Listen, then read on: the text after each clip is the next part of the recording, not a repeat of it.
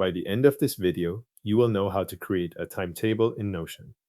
Open Notion and start by creating a new page for the timetable. You can do this from the sidebar by selecting a blank page and giving it a name that fits your schedule.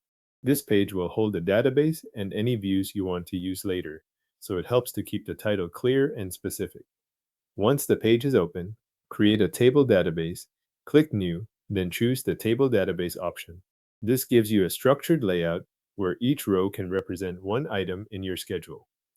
If Notion opens a blank table with default columns, you can adjust those to match the timetable information you want to track. Now add the properties for the timetable.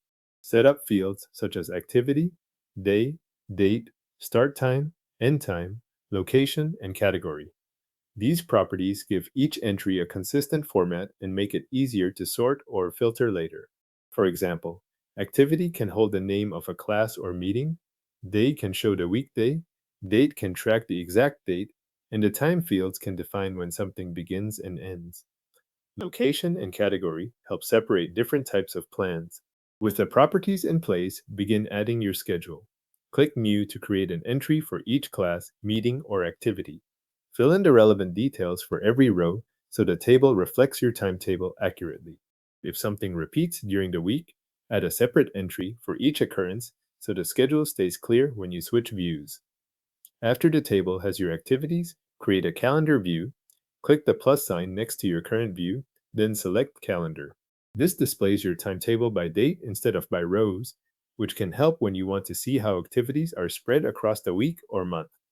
Make sure the calendar uses the correct date property so your entries appear in the right place.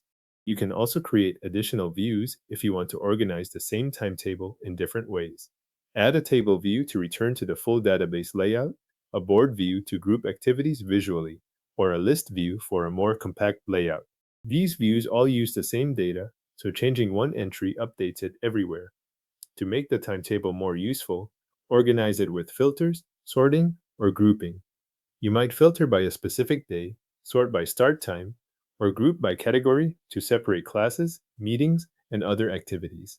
This part depends on how you want to see the schedule, but the goal is to display the same information in a way that fits your routine. As plans change, return to the database and edit the entries so the timetable stays accurate and current.